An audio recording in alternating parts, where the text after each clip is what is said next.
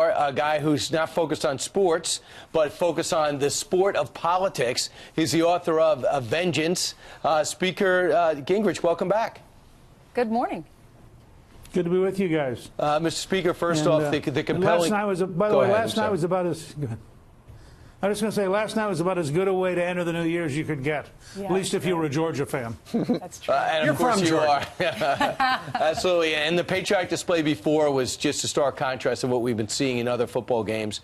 But I was really surprised. Yeah. I did not know. We do not get word out about Iranian population and the mood. We know they're young. We know they're highly educated. But, man, we are seeing their frustration bubble over, aren't we?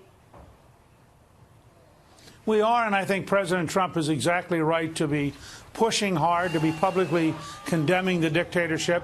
I think you're seeing the dictatorship once again, this will be the fourth time now, being delegitimized.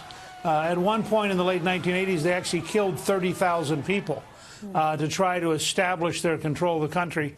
And I think once again you're seeing people in Iran say, look, this is not a good deal. It's not a good standard of living. You're taking all this money Obama gave you and you're spending it on Hezbollah and on Hamas and on making trouble around the region. We want you to spend it here at home.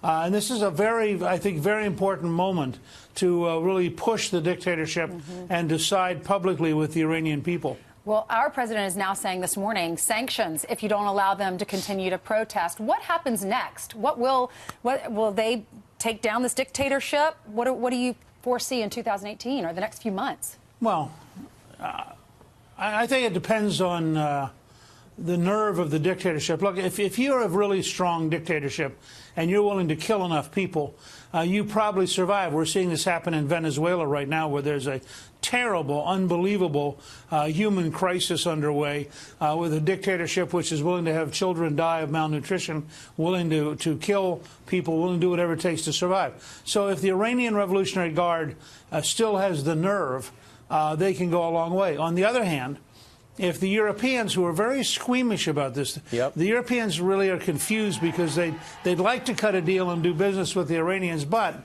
they really do hate this kind of suppression. And I think if they were to join with us, for example, in saying that anybody who is involved in killing the demonstrators could be subjected to international law as a criminal, as a war criminal, which we've done, for example, in the Balkans, I think that would begin to rattle the system. And I know in the fall of the Soviet Empire that Ronald Reagan's speaking out made a really big difference psychologically. I think if the Europeans would join President Trump in speaking out, they might have a surprisingly big impact on the resolve of the Iranian people and on undermining the resolve of the Iranian Revolutionary Guard. And had Barack Obama spoken out in 2009, back to last time stuff like this happened, we might not be where we are today. Newt, I got a question for you, and because you're so good at reading the political landscape, I'm sure you watch other channels. You watch this channel, you know that there have been a lot of pundits and political observers who say that for the most part, this is the year, the election in November of 2018, the Democrats are really going to make hay. But you say that if the stars align correctly, this could actually be a great year for Republicans. Could you explain that? Sure. Look, I'm writing a new book called Trump's America, and the whole opening of the book is all of these folks who've been wrong. You know, they were wrong in 2015. They said Trump would never be a credible candidate.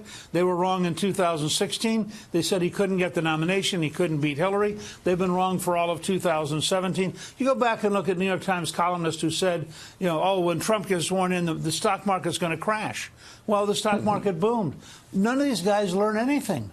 And so you're in a situation right now. The best example to me was CBS News, which ran a story about 3 very different people, all of whom get tax cuts.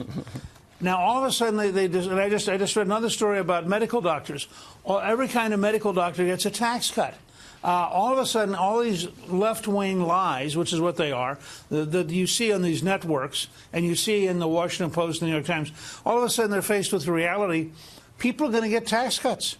probably 85 or 90% of the American people are going to get a tax cut. You're seeing pay go up. You're seeing jobs increase. You're seeing a sense of confidence.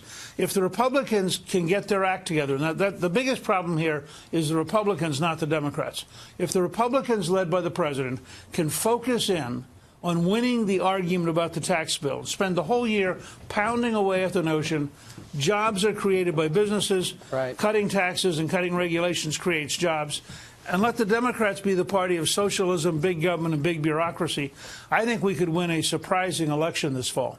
Mr. Speaker, I think that most people think the White House has got to get a better political operation to help out people in their own party. Do you agree with that, and where do you start with that? Sure. Well, I know for a fact that they are working to put together the kind of operation you need for this fall. But I'd also say, if you look at what Ronna McDaniel's done as the chairman of the Republican National Committee, she has raised so much more money than anybody thought possible. The resources they're going to bring to bear, we're going to have a pretty darn good political team, I think, this year. The question is whether they can agree on a strategy. And, of course, what I'm advocating, and the reason I'm optimistic in my newsletters and the things I publish at foxnews.com, is I believe the underlying momentum of the country is towards the Republicans and away from the Democrats, despite every effort of the left-wing media. And I think when people come down to voting, you want higher taxes, you want lower taxes. You want more jobs, you want fewer jobs. As you pointed out about Obama, you want weakness dealing with Iran, you want strength dealing with Iran. Every time you get to those kind of questions and you get away from the noise, people, I think, by 65, 70% favor the Republican position. Yeah, I just hope the president takes your advice and starts working the phones and gets these European leaders on our side this time for this. Yep. Thank you, Mr. Speaker.